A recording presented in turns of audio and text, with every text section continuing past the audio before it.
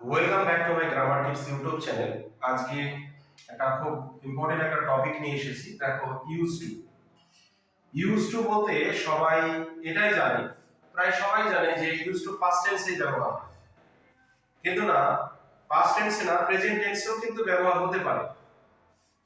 দেখি কি আছে, ইউজ টু যখন পাস্ট টেন্সে ব্যবহার হবে তখন কি বোঝাবে? পাস্ট হ্যাবিট এবং state. Actually, used to, this expression is used to talk about something happened regularly in the past. আগে ঘটতো, রেগুলার ভাবে ঘটতো, but do not happen at present. বর্তমানে ঘটে না, এরকম অর্থে ব্যবহার করা হয়। অতীতের অভ্যাস, অতীতের কোনো কাজ করতো বা অতীতের কোনো অবস্থা, সেটা নিয়মিত হতো, কাজটা নিয়মিত হতো, কিন্তু এখন আর হয় না। সে কোনো জায়গায় আগে থাকতো, কিন্তু এখন সে থাকে না। হ্যাঁ, প্রতিনিয়ত সেখানে থাকতো কিন্তু এখন থাকে না। এমন যদি অর্থ বোঝায় যে অতীতে হতো, নিয়মিত হতো, কিন্তু বর্তমানে হয় না, তাহলে কিন্তু ইউজ টু আমরা ব্যবহার করব। দেখি এক্সাম্পলটা কি আছে। I use to play cricket, I use to play cricket, I use to play football. তাহলে কি বোঝাচ্ছে? যে I played before, I played before but not now. আমি আগে খেলতাম, কিন্তু আমি এখন খেলি না। তাহলে অতীতের অভ্যাস বোঝাচ্ছে। তাহলে বাক্যটা রেডি করবো কি করে? যদি আমি বলি যে আমি ফুটবল খেলতাম, তাহলে সাবজেক্ট দেব, সাবজেক্টের পরে এই এক্সপ্রেশনটা দেব use to. I use to, আর ইউজ টু দিলে কিন্তু ভার্বের ভি অন দিলাম, খেলতাম, ভি অন বেস ফর্ম বসালাম। তাহলে I use to play football, মানে আগে খেলতাম। সেকেন্ড एग्जांपल কি আছে? I use to live in Kalyani. তাহলে I use to live in Kalyani মানে I live there in the past but not now. আমি আগে বাস করতাম, কিন্তু এখন বাস করি না।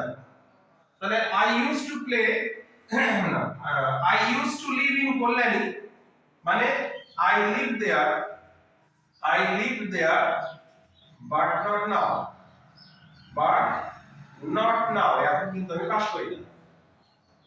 হ্যাঁ, আমি স্কুলে যেতাম, I used to go to school। এমন পাস্ট টেন্স অর্থে কিন্তু ব্যবহার করা হয় অতীতের অভ্যাস এবং অবস্থা যদি বোঝায়। এবার মেন বিষয়টাতে আসি যে প্রেজেন্ট টেন্সেও কিন্তু এই ইউজ টু ব্যবহার হতে পারে। তখন মিনিংটা কি হয়? যখন আমরা কোনো বাক্যে যে ইউজ টু ব্যবহার করব, সেটাও কিন্তু প্রেজেন্ট টেন্স বোঝাবে, তখন ফ্যামিলিয়ার বোঝাবে। মানে বি ইউজ টু এমন বোঝাবে, বি ইউজ টু, এইরকম একটা এক্সপ্রেশন। অভ্যস্ত হও, পরিচিত হও, মানে যেটাকে বলা হয় অ্যাকাস্টাম টু। অ্যাকাস্টাম টু মানে অভ্যস্ত, অ্যাকাস্টাম টু মানে অভ্যস্ত। কেমন? যখনই এই ইউজ টুটা ব্যবহার হবে, তারপরে যে আমরা শব্দ বসাবো সেটা অ্যাডজেক্টিভের মতন হবে, বিশেষণের মতন বোঝাবে, এটা গুণাগুণ প্রকাশ করবে আমাদের। হ্যাঁ, একটু পার্থক্য আমরা কিন্তু লক্ষ্য করব, মানে বাক্যের গঠনের ক্ষেত্রে। বাক্যের গঠনটা কেমন হবে? যখন আমরা প্রেজেন্ট টেন্সে ব্যবহার করব, তখন হবে প্রথমে তো সাবজেক্ট দেবই, প্রথমে সাবজেক্ট দিলাম, তারপরে বি দিলাম। বি মানে কি? বি মানে am, is, are অথবা was were, অথবা was were, এটা বসাবো সাবজেক্ট, তারপরে বি দেব, বি মানে বিভাগ, তারপরে ইউজ টু বসাবো।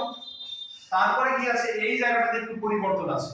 ইউজ টুর পরে সচরাচর ভার্বের কিন্তু ভি অন বসে, কিন্তু এই ক্ষেত্রে আমরা শুধু নাউন বসাবো, অথবা কোনো নাউন হতে পারে ভার্বের সঙ্গে আমরা আইএনজি দিয়ে, যেমন জিরার্ড হয়ে যায়, আর জিরার্ডটা সেটা নাউনের মতনই একসাথে কাজ করে, সেই রকম কিন্তু হতে পারে।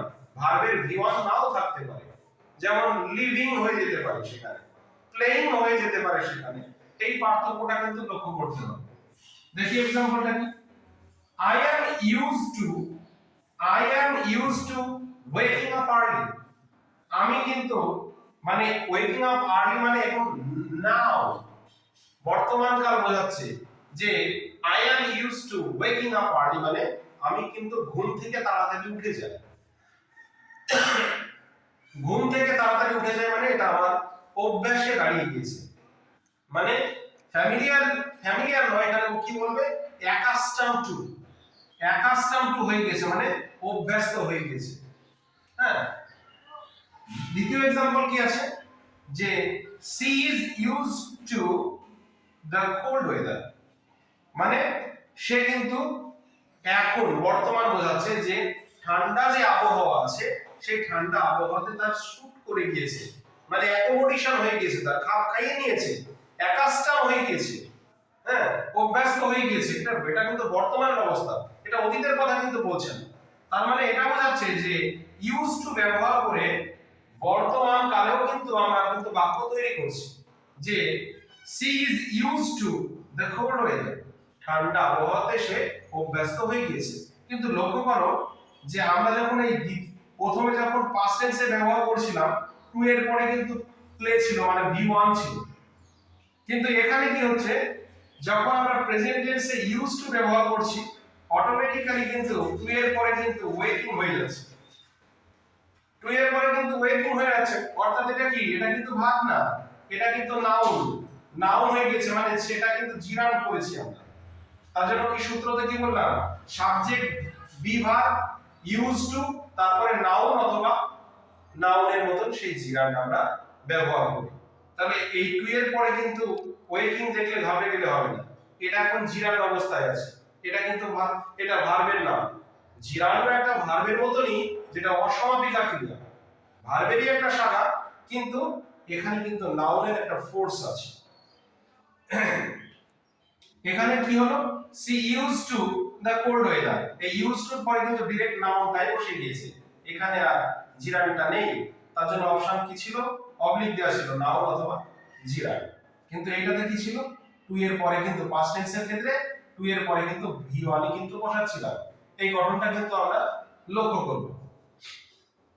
তাহলে কি, যদি এটা আবার যে পাস্ট টেন্সও ব্যবহার হতে পারে, এই যে প্যাসিভ ভয়েসের মতন আমরা ব্যবহার করলাম, এটা কিন্তু পাস্ট টেন্সেও ব্যবহার হতে পারে। কেমন, they were used to living in a small town, তারা কিন্তু সেই অভ্যস্ত ছিল সেই স্মল টাউনে বসবাস করা।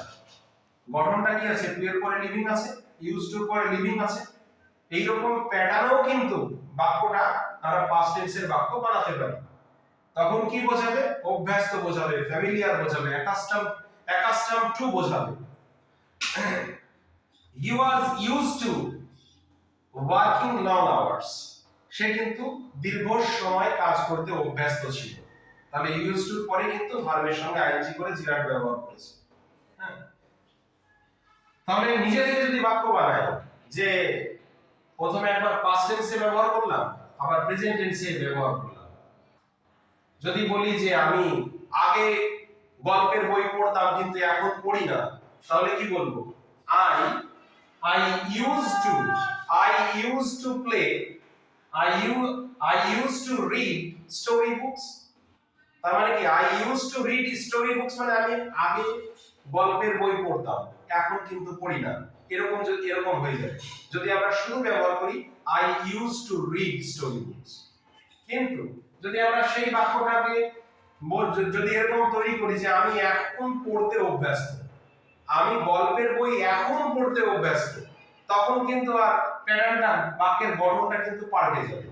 গল্পের মানে বাক্যের প্যাটার্নটা পাল্টে গিয়ে কি হবে, প্রথমে সাবজেক্ট দেব অ্যামিজার এর মধ্যে যে কোনো একটা বসাবো, প্লাস কি করব আমরা ইউজ টু ব্যবহার করব, ইউজ টুর পরে ভার্বের সঙ্গে আইএনজি দিয়ে দেব, subject B verb plus use to plus ভার্বের সঙ্গে ING.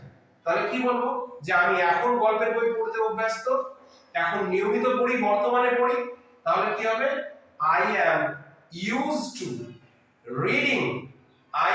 used to reading story books। তাহলে আমরা পাস্ট টেন্সও ব্যবহার করতে পারি, প্রেজেন্ট টেন্সও ব্যবহার করতে পারি। তাহলে যদি স্ক্রিনশট নিয়ে মানে ডায়েরিতে নোট ডাউন করা হয়, বারবার ভিডিওটা দেখে বোঝার চেষ্টা করা হয় এবং প্র্যাকটিক্যাল লাইফে যদি ইউজ করতে আমরা চেষ্টা করি, অবশ্যই সফল হবেন আপনারা সবাই। হ্যাঁ, স্পোকেন এবং রিটেন স্কিল ডেভেলপমেন্টের ক্ষেত্রেও, এই সফট স্কিল ডেভেলপমেন্টের ক্ষেত্রেও কিন্তু এই সমস্ত ছোট ছোট গ্রামার কিন্তু সকলের জানা প্রয়োজন। তাহলে ভিডিওটি কেমন লাগলো অবশ্যই কমেন্ট বক্সে জানাবে, এবং এমন ভিডিও পাওয়ার জন্য লাইক, কমেন্ট, সাবস্ক্রাইব করবে। ভিডিওটি দেখার জন্য আরো একবার ধন্যবাদ।